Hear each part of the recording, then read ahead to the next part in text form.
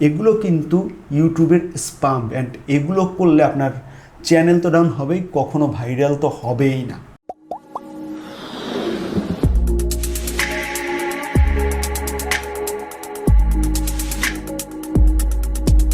Hello YouTuber, সবাই কেমন আছেন? আশা করি সবাই ভালো আছেন।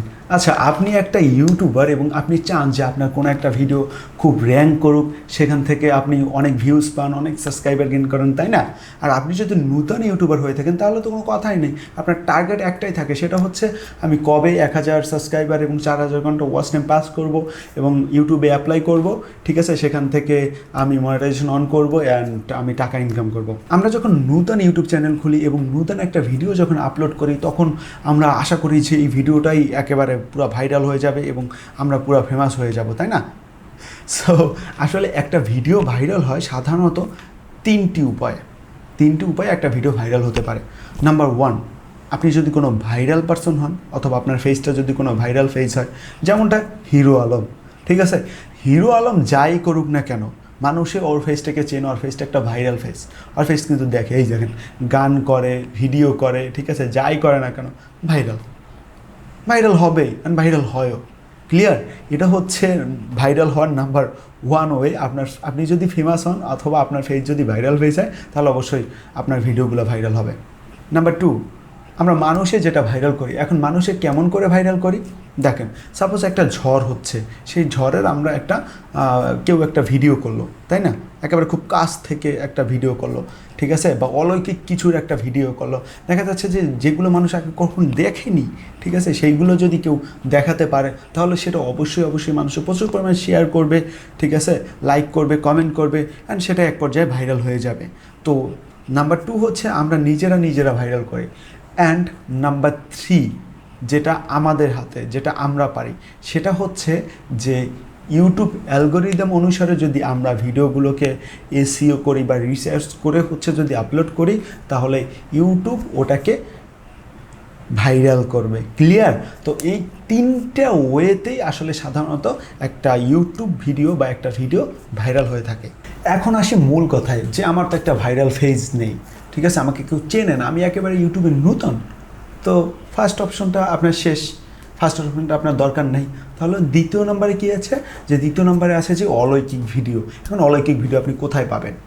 আসলে ভাই, অলৌকিক ভিডিও কোথায় পাওয়া যায় না, এটা হয়তোবা ক্যামেরায় কখনো কারো যদি কপাল ভালো হয় ধরা পড়ে এবং সেই অনুসারে সে ছাড়ে এবং সেই অনুসারে সে ভাইরাল হয়।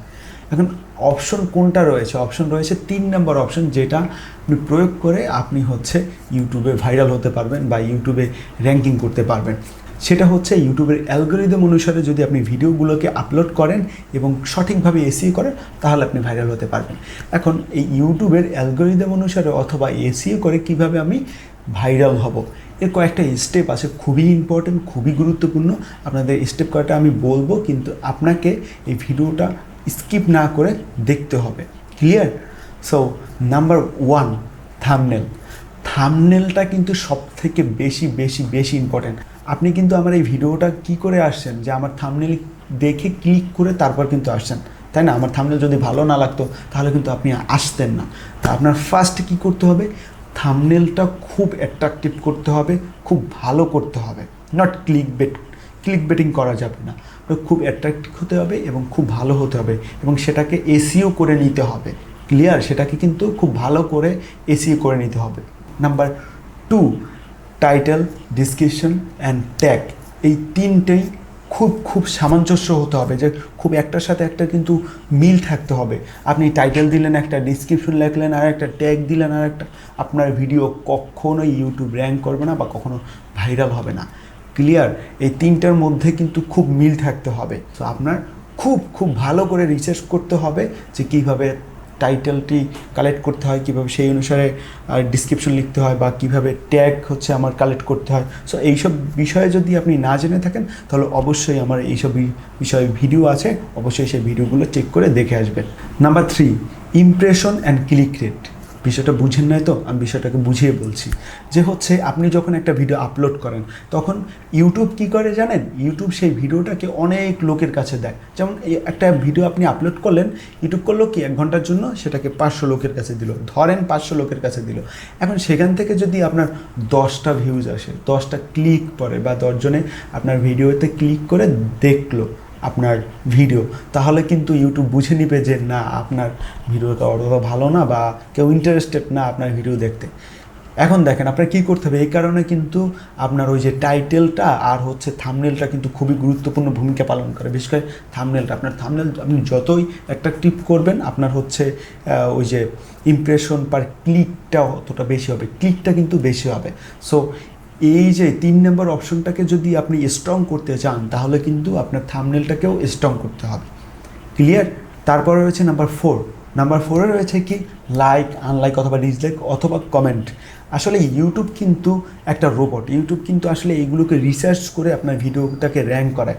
যদি আপনার ভিডিও বেশি লাইক থাকে, ঠিক আছে, এখানে খুব ভালো ভালো কমেন্ট থাকে, আর আপনি যদি কমেন্টের রিপ্লাইগুলো খুব ভালো ভালোভাবে দিয়ে থাকেন রুল মেনটেন করে, ঠিক আছে, ইউটিউবের কমেন্টের গাইডলাইন মেনটেন করে, তাহলে দেখা যাবে কি ইউটিউব আপনাকে একজন একজন ক্রিয়েটর ভাববে এবং সেই অনুসারে যদি সেটা ভাবে অবশ্যই আপনাকে কিন্তু ইমপ্রেশন দেবে বা অনেক রিচ দেবে। এবং সেখানে কিন্তু যদি আপনার থাম্বনেল, ডিসক্রিপশন, টাইটেল এবং ট্যাগ যদি ভালো হয় তাহলে অবশ্যই কিন্তু আপনি লট অফ ভিউজ পাবেন এবং আপনি এক পর্যায়ে ভাইরাল হয়ে যাবেন। ক্লিয়ার?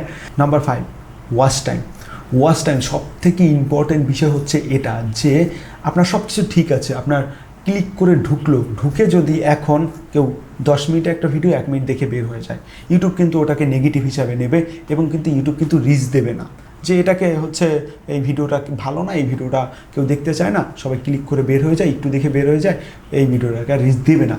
আপনার ভিডিও কোয়ালিটি যদি ভালো হয় এবং আপনি যদি হচ্ছে খুব ভালো কন্টেন্ট মেক করতে পারেন, দেখা যাচ্ছে আপনার 10 মিনিটের ভিডিও যদি কেউ 8 মিনিট, 7 মিনিট বা 5-6 মিনিট করে দেখে, তাহলে ইউটিউব মনে করবে যে না ভিডিওটায় অনেক পরিমাণ ইনফরমেশন দেওয়া আছে, খুব গুরুত্বপূর্ণ ইনফরমেশন দেওয়া আছে, মানুষ দেখতে চাচ্ছে এটা বা মানুষ অনেক দেখছে, সো আমারও কী করা উচিত যে আমারও রিচ করে দেওয়া উচিত। তাই আপনার ইউটিউব কিন্তু একটা রোবট, ইউটিউবও কিন্তু হচ্ছে এটাকে অনেক মানুষের কাছে পৌঁছাবে এবং দেখা যাচ্ছে আপনার থাম্বনেল যদি ভালো হয়, টাইটেল যদি ভালো হয়, অবশ্যই সেখানে ক্লিক করবে। আপনার ভিডিও কন্টেন্ট যদি অনেক জোরালো হয় তাহলে কিন্তু অটোমেটিক আপনি কিন্তু ভিউজ পেয়ে যাবেন। সো এটাই হচ্ছে মূল কথা এবং আপনি যদি এই আমার দেখানো ওয়েতে যদি আপনি কন্টিনিউ ইউটিউবিংটা করে যেতে পারেন তাহলে অবশ্যই আপনি সাকসেস হবেন। ক্লিয়ার? আজ এ পর্যন্তই, দেখা হবে নতুন কোনো ভিডিওতে নতুন কোনো সময়। সে ভালো থাকবেন, সুস্থ থাকবেন, আল্লাহ হাফেজ।